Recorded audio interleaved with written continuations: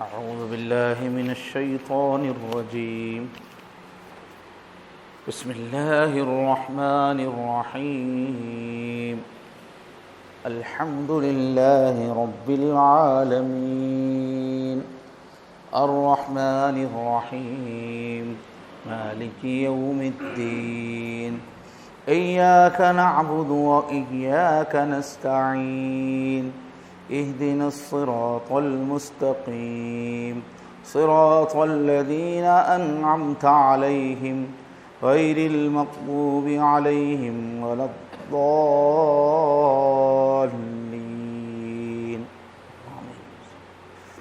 شروع کرتا ہوں اللہ کے نام سے جو بڑے مہربان ہے، نہایت رحم والے ہیں. سب تعریف اور شکر اللہ کے لیے ہے، جہانوں کے پالنے والے، بڑے مہربان ہیں، نہایت رحم والے ہیں، بدلے کے دن کے مالک ہیں. آپ ہی کی ہم عبادت اور بندگی کرتے ہیں اور آپ ہی سے ہم مدد چاہتے ہیں. دکھائیے ہم کو راستہ سیدھا، ان لوگوں کا راستہ جن پر آپ نے انعام فرمایا، نہ کہ ان لوگوں کا راستہ جن پر غصہ نازل ہوا اور نہ گمراہوں کا.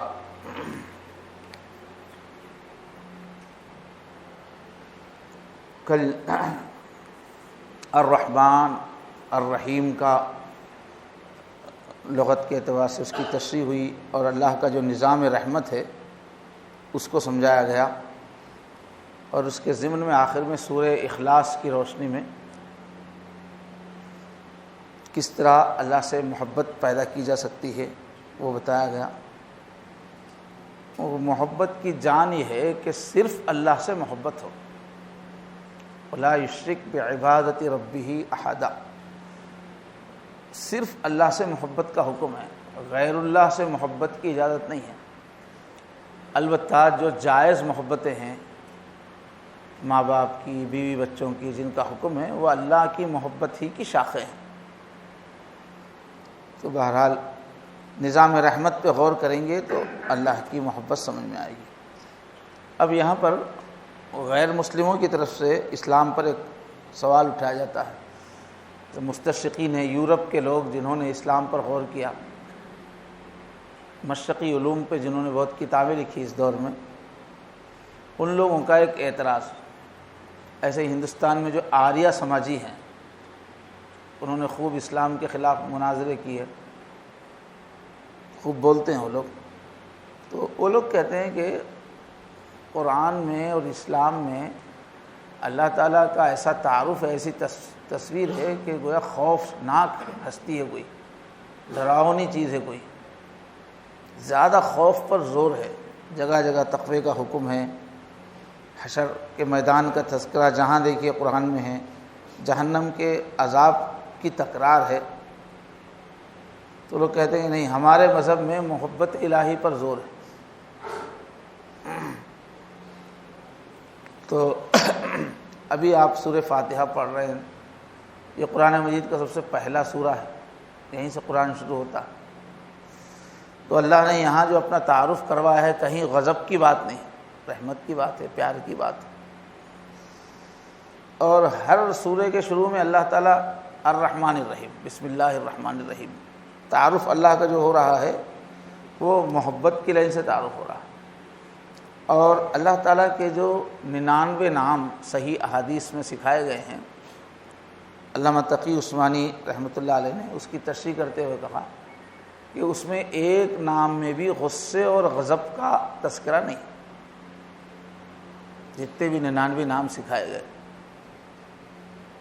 تو یہ اعتراض غلط ہے کہ اسلام میں اللہ تعالیٰ کا جو تعارف ہے وہ غضبناک ہستی کی حیثیت سے، بلکہ محبت کا غلبہ ہے. جیسے کل بھی عرض کیا گیا کہ میری رحمت غالب ہے فرما. البتہ مکے میں شروع میں جو قرآن نازل ہوا تو وہاں سامنے جو مخاطب لوگ تھے ایک دم ضدی، ظلم کے عادی، تکبر سے بھرے ہوئے سرداران قریش تھے. اور عرب قوم کے اوپر بھی جو ہے جہالت کا غلبہ تھا اس وقت، ظالمانہ ماحول زیادہ تھا، سخت دلی زیادہ تھی اس وقت ان سامنے جو مخاطب ہے، اس وجہ سے انذار زیادہ ہے مکی صورتوں میں، جگانے والی کیفیت، چونکانے والی کیفیت، ڈر دلانے والی کیفیت، تو وہ مخاطب کے اعتبار سے ضرورت تھی وہاں پر، اس لیے کہ وہ لوگ محبت کی زبان نہیں جانتے تھے، سخت مزاج تھے بہت، ورنہ عام جو ترتیب ہے اسلام کی اس میں محبت کا پہلو غالب ہے۔ چنانچہ فرمایا والذین آمنوا اشد حبا للہ، کہ جو ایمان والے ہوتے ہیں وہ اللہ سے شدید محبت رکھتے ہیں۔ اب ایک محبت کو پسند کرنا تو اپنی جگہ پر اچھی چیز ہے، اللہ کا محبت کا پہلو ہونا چاہیے، خاص طور پہ جو لوگ بہت تعلیم یافتہ ہوتے ہیں، آئی ایس آفیسر وغیرہ، وہ لوگ بولتے ہیں یہ جہنم کا تذکرہ کیوں ہوتا بھائی بار بار، یہ پکڑ کا تذکرہ کیوں ہوتا، بس محبت کا تذکرہ ہونا، صرف محبت کے تذکرے اللہ کے پسند ہے، اور جہاں پکڑ کی بات آئے، جہنم کی بات آئے تو انا کو ٹھیس لگتی ہے کہ اچھا ہم کو بھی کوئی پکڑنے والا ہے کیا۔ تو بہت سارے تعلیم یافتہ لوگ، کھاتے پیتے لوگ جہنم کے اور عذاب کے تذکروں کو اتنا اچھا نہیں سمجھتے، پسند نہیں آتا انہیں۔ میری خود کئی بعض آئی ایس آفیسرز وغیرہ سے ملاقات ہوتا ہے کہ یہ محبت کی لائن سے بات ہونا چاہیے، یہ علماء بار بار جہنم کی کیوں تذکرے کرتے ہیں، ڈراتے کیوں، ڈرا کے کیوں کہا جا رہا ہے، ہم کو ڈراؤ مت، یہ لوگ کہتے ہیں۔ مگر انسانیت کے، اللہ تعالیٰ انسانیت کے خالق ہے، اللہ کو پتہ ہے کہ انسان کا نیچر کیسا ہے، تو جو لاتوں کے بھوت ہوتے ہیں نا وہ باتوں سے نہیں مانتے، تو اکثر لوگ دنیا میں محبت کے قدردان نہیں ہوتے، جو برائی میں پھنسے ہوئے رہتے ہیں۔ اللہ کی محبت کا پہلو وہ لوگ نہیں، ذہنی طور پر سطح پست ہوتی ہے، تو یہ محبت کے موضوع کو سن کر اللہ کے قدردان بننا، محسوس کر کے نیک بننا، یہ ہر ایک کی بس کی بات نہیں ہے، ڈرانا پڑتا ہے۔ عام جو لیول ہے لوگوں کا، گناہ گاروں کا، وہاں ڈر کی ضرورت ہے۔ تو مشہور شعر ہے کہ پھول کی پتی سے کٹ سکتا ہے ہیرے کا جگر، مرد ناداں کے لیے کلام نرم و نازک بے اثر۔ جو جاہل ہے، جو ظلم میں گناہوں میں پھنسا ہوا ہے، جس کے دل ہی جس کا مر گیا ہے، اس کو میٹھی میٹھی باتیں کریں گے تو وہ یوں سن کے یوں اڑا دے گا۔ جیسے دیکھو ماں زیادہ محبت کرتی ہے تو بچے ماں کو کھلونا بنا لیتے ہیں، باپ ذرا ایٹ بولتا ہے تو باپ کی بات سنتے ہیں، ہر گھر میں ایسے ہی ہوتا ہے، ماں کو تو بالکل اللہ میں کی گائے سمجھتے ہیں۔ تو اگر صرف محبت کہا جائے گا نا تو آدمی گناہ سے نہیں بچے گا، اس لیے ڈنڈا بھی بتانا پڑتا ہے۔ تو اللہ تعالیٰ انسانیت کے نفس، انسان کی سائیکالوجی کو جانتے ہیں، اس لیے عذاب کا، پکڑ کا، جہنم کا تذکرہ بھی ہوتا ہے، اچھا خاصا ہوتا ہے، عام آدمی کے لیے اس کی ضرورت ہے۔ تو ایسے جو عام قسم کے لوگ ہوتے ہیں ان کو دیکھو تم کو ہم پکڑنے والے ہیں، ہاں میں دیکھ رہی ہوں بولتی ہے، ہم گفتگو کر رہے تھے، پوچھتے، تو جب تک اس کو پکڑ ہوگی یہ نہ سمجھایا جائے، آدمی اپنے پہ کنٹرول نہیں کرتا، اس کے اخلاق نہیں بنتے۔ اگر سمجھانے سے، محبت بھرے انداز میں سمجھانے سے ہی کام چلتا تو دنیا میں خالی واز ہی واز ہوتا، کوئی بھی حکومت جیل خانہ نہیں رکھتی تھی، پولیس نہیں رہتی تھی، جیل خانہ نہیں رہتا، خالی میٹھی میٹھی باتیں رہتی تھی۔ لیکن دنیا جانتی ہے کہ پولیس نہیں رہے گی، سزا نہیں رہے گی، جیل نہیں رہے گا تو دنیا تو تباہ ہو جائے گی، ساری دنیا کا نظام ختم ہو جائے گا۔ تو جیسے دنیا میں جیل ضروری ہے نظم و ضبط کے لیے، سزاؤں کا نظام ضروری ہے، ایسے ہی جہنم بھی ضروری ہے، جہنم کے تذکرے بھی ضروری ہے۔ مگر دین کی بنیاد خوف پہ نہیں ہے، دین کی بنیاد محبت اور شکر پہ۔ اللہ تعالیٰ جو بندوں سے اپنی اطاعت مانگتے ہیں وہ کس بیس پہ مانگتے ہیں؟ میں تم سے محبت کر رہا ہوں، تم بھی مجھ سے محبت کرو، میں تم پہ لٹا رہا ہوں، تم بھی میری بات مانو۔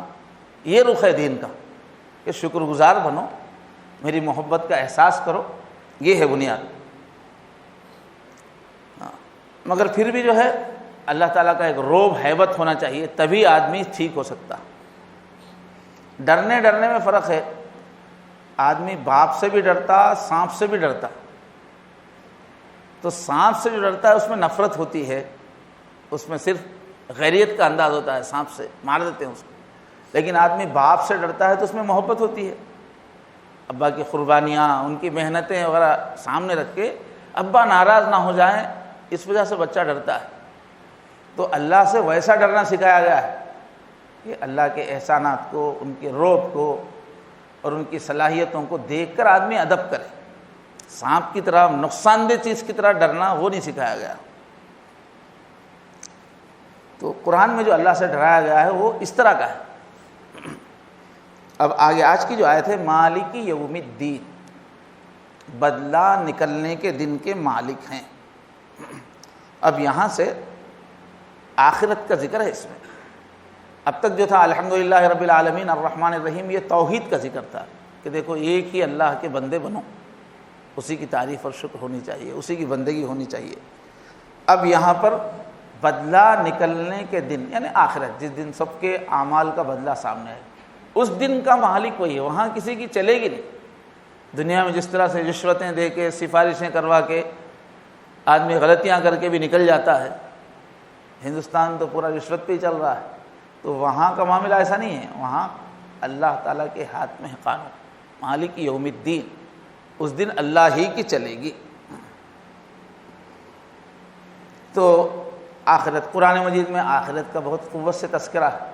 اللہ کو ماننے کے بعد زندگی پہ جو سب سے زیادہ اثر پڑتا ہے انسان کا، اللہ کو ماننے کے ساتھ آخرت کو مانے تو وہ نیک بنتا ہے، برائی سے بچتا ہے۔ اللہ کو تو مانا لیکن آخرت کو نہیں مانا تو اللہ کو ماننا بیکار ہو جاتا ہے۔ اللہ ایسے ہیں، ایسے ہیں، ایسے ہیں، اور ان کے پاس جا کر حساب دینا ہے۔ حساب دینا ہے بولتے ہی ٹھیک ہوتا آدمی، اور اگر حساب کا واضح تصور نہیں ہے تو پھر ماننے سے فائدہ نہیں۔ دنیا کی ہر قوم مانتی ہے اللہ کو، قبائلی بھی مانتے ہیں سب، مگر پورے گناہ کرتے رہتے ہیں، اس لیے کہ اللہ کو ماننے کے ساتھ اللہ کو حساب دینا ہے، وہ کلیئر نہیں ہے ان کے پاس۔ تو بھگوان کو مان بھی رہے ہیں اور سب کچھ کر رہے ہیں۔ تو اسلام میں یہ ہے کہ اللہ کو ماننے کے ساتھ ایک دن جانا ہے، حساب دینا ہے اس کے پاس، یہ بہت اہم ہے۔ اسی سے اخلاق بنتے ہیں، سوسائٹی کنٹرول میں آتی ہے۔ مالک یوم الدین، مالک کا مطلب ہے اونر، ملکیت والا، اونرشپ کائنات کی اسی کے ہاتھ میں ہے۔ اب یہ قرآن مجید میں موضوع چلتا ہے کئی جگہ، سب کچھ اللہ ہی کا ہے۔ اور دین کے معنی، مالک یوم الدین، دین کے دو معنی ہیں۔ ایک تو وہی جو ہم لوگوں میں مشہور ہے دین اسلام، زندگی کا طریقہ، اور ایک دین کے معنی ہے بدلہ، دناہم کما دانو، بدلہ دینا۔ تو اللہ تعالیٰ ایک دن آنے والا ہے، یہ آیت کہہ رہی ہے ایک دن آنے والا ہے جس دن سارے لوگوں کے اعمال کا بدلہ ملنے والا ہے، اس دن کا وہ مالک ہے۔ تو ایک سلسلہ چل رہا تھا کہ انسان جو ہے پہلی نظر جو اس کو آتا ہے کہ بھئی میں مخلوق ہوں تو کوئی خالق ہو، پہلے خالق کا احساس ہوتا ہے، پھر اس کے بعد ہر طرف وہ دیکھ رہا ہے کہ میری جو بنیادی ضرورت ہے، کھانا، پانی، ہوا، یہ کوئی غیب میں چھپی ہوئی ہستی انتظام کر رہی ہے۔ تو یہ ربوبیت کا نظام آتا ہے، کوئی ہستی ہے جو میرے ساری ضرورتوں کو پوری کر رہی ہے۔ اور پھر آگے اور کیا سسٹم سامنے آتا ہے کہ وہ ہستی بہت پیار سے پال رہی ہے، رحمت کا نظام سمجھ میں آتا ہے اس اب تک جو گفتگو ہوئی۔ اور ایک چیز واضح ہے جو ہر انسان کو کائنات میں نظر آتی ہے، ہمارے اطراف جو دنیا ہے، وہ کہ یہاں جو بھی دنیا کو چلا رہا ہے وہ پالنے والا بھی ہے، بہت پیار والا بھی ہے، لیکن وہ انصاف والا بھی ہے، یہ بھی سمجھ میں آتا، وہ ڈسپلن والا ہے، یہ بھی سمجھ میں آتا، وہ بیلنس رکھنے والا ہے، یہ بھی سمجھ میں آتا۔ کائنات پہ ذرا غور کرنے سے، انسانوں کی دنیا کو چھوڑ دو، باقی زمین، آسمان، فصلیں وغیرہ جس چیز میں بھی دیکھیں تو پوری کائنات میں ایک ڈسپلن ہے۔ پورے ستاروں کا آربٹ مقرر ہے، چاند کی رفتار مقرر ہے، سورج کی رفتار مقرر ہے، موسم مقرر ہے۔ آج سے 10,000 سال پہلے حساب سے سورج جہاں سے نکلا تھا، مہینے کے دن 10 لاکھ سال کے بعد بھی وہیں سے نکلتا ہے، مقرر ہے۔ اس کی وجہ سے ہم لوگ کیلنڈر بنا سک رہے ہیں۔ اگر زمین کی چال، آسمان کی چال مقرر نہیں ہوتی تو یہ کیلنڈر ہی نہیں بنتا تھا، اور صبح سے شام تک کا ہمارا وقت ہی نہیں بنتا تھا۔ کبھی دوپہر میں سورج غروب ہو گیا، کبھی دن کے 10 بجے چاند نکل گیا، ایسا بد نظمی رہتی تو ہماری زندگی کا نظام ہی نہیں بنتا تھا۔ تو کائنات پہ ہم غور کرتے ہیں تو ایک بہت ہی سسٹمیٹک دنیا ہے، فصل ہر اور بہت سکون۔ جب سے یہ انسانوں کی فیکٹریز وغیرہ جو دنیاوی ترقی ہوئی ہے تو پولوشن ہو رہا ہے، ورنہ لاکھوں سال سے دنیا بہت پرسکون ہے، ہر چیز اپنا ایک مقررہ دائرے میں کام کر رہی ہے۔ سورہ یاسین میں اللہ نے فرمایا لَلشَّمْسُ يَنبَغِي لَهَا أَن تُدْرِكَ الْقَمَرَ، سورج کے لیے یہ ممکن نہیں ہے کہ وہ چاند سے آگے بڑھ جائے۔ وَلَا اللَّيْلُ سَابِقُ النَّهَارِ، اور رات دن سے پہلے نہیں آ سکتی۔ کُلٌّ فِي فَلَكٍ يَسْبَحُونَ، ہر ستارہ ہر سیارہ ایک مقرر مدار ہے، آربٹ ہے، اسی میں وہ گھومتا ہے، چاہے کتنا تیز گھوم، بہت تیزی سے گھوم رہی ہے کائنات۔ ایسا ہیبتناک سین ہے، کھربوں سیارے ہزاروں میل کی لاکھوں میل کی رفتار سے بھاگ رہے ہیں مگر ٹکراتے نہیں۔ اتنا عجیب نظام ہے کائنات کا۔ ایک کہکشاں کے اندر سے دوسری ایک کہکشاں کے اندر اربوں ٹریلین ستارے ہیں، ایک کہکشاں کے اندر سے دوسری کہکشاں بھاگتی ہوئی کراس کر کے نکل جاتی، ٹکراتی نہیں۔ تو بہت زبردست کنٹرول ہے اس کائنات میں ایک ایک چیز کے اوپر، اور کتنی طاقتیں ہیں مگر سب ایک دوسرے کے تال میل کے ساتھ چل رہی ہیں، ذرا بھی بیلنس آؤٹ نہیں ہوتا۔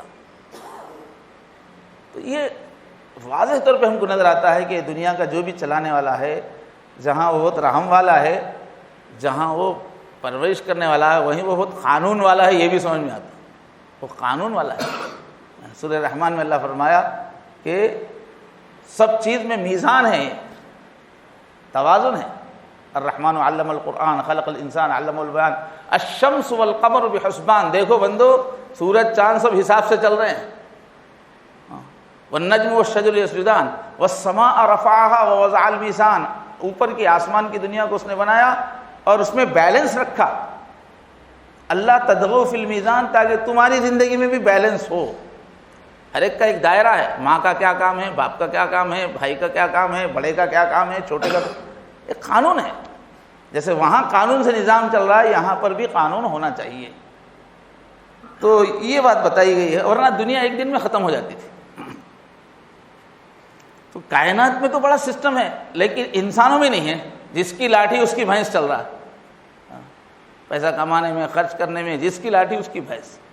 تو اس سے کیا سمجھ میں آتا ہے کہ اتنی بڑی کائنات کو چلانے والا وہ انسانوں کو ایسا خالی نہیں چھوڑے گا، ایک دن ان سے حساب لے گا۔ اس کے مزاج میں انصاف ہے، کائنات بتا رہی کہ اس کے مزاج میں عدل و انصاف۔ اور خود انسان کا نیچر اس نے جو بنایا ہے، بنانے والے نے، ہمارے نیچر کے اندر ہے انصاف ہونا چاہیے، برا اور بھلا دونوں برابر ہو جائیں، یہ ہمارا نیچر بھی نہیں بولتا۔ برائی کا بدلہ بھی الگ، برا نکلنا چاہیے، اچھا کا اچھا نکلنا۔ جب ہمارے نیچر میں یہ بات بالکل اندر سیٹ ہے کہ بھئی برائی کا بدلہ برائی ہونا چاہیے، اچھائی کا اچھا ہونا چاہیے، تو ایسا ہونا چاہیے ایک نہ ایک دن۔ دنیا میں تو ایسا نہیں ہو رہا، دنیا میں تو ایسے ہے کہ زندگی بھر نیکی پہ چلنے والے، ساری انسانیت کے لیے نفع پہنچانے والے زندگی بھر تنگی کی زندگی گزارتے ہیں، کئی مرتبہ کچھ ان کو نہیں ملتا، بڑی مشکل کی زندگی گزارتے ہیں۔ اور کچھ لوگ زندگی بھر بدماشیاں کرتے رہتے ہیں مگر آخر وقت تک عیش کرتے رہتے ہیں۔ یہاں تو انصاف نہیں ہو رہا، تو اس کا مطلب ایک انصاف کا دن آنا ضروری ہے۔ بس اس دن کے جو اللہ تعالیٰ مالک ہیں، تو ایسا کیوں ہو رہا ہے کہ انصاف نہیں ہو رہا؟ تو اللہ تعالیٰ کہتے ہیں کہ یہ دنیا جو اللہ نے بنائی ہے، یہ انسانوں کی دنیا، یہ انصاف کے لیے نہیں، یہ امتحان کے لیے۔ انصاف کا دن آگے آنے والا ہے، اس کا جواب قرآن یہ دیتا ہے۔ تو وہاں پر ہر ایک کو پوری جزا ملے گی۔ یہ دنیا عمل کے لیے ہے، زیادہ سے زیادہ اعمال کرو، اور امتحان کے لیے خلق الموت والحیات لیبلوکم ایکم احسن عملا۔ تو وہ دن آنے والا ہے نا، تو فرمایا اس دن کسی کی نہیں چلے گی، اس دن پھر وہی قانون والا پورے اپنے قانون کے ساتھ کام کرے گا۔ مگر اللہ تعالیٰ قیامت کے دن کے مالک ہیں، جج ہیں، یہ نہیں فرمایا۔ جج ضابطے کا پابند رہتا ہے، ضابطے سے ہٹ کے کچھ نہیں کر سکتا، لیکن اللہ اس دن کے مالک ہیں، جسے چاہے معاف بھی کریں گے، ان کی دنیا ہے۔ آخرت کے دن کے وہ جج نہیں ہیں، آخرت کے دن کے مالک ہیں، جس کو چاہے معاف کریں گے، جس کو چاہے سزا دیں. باقی چیز انشاءاللہ کل بتائیں.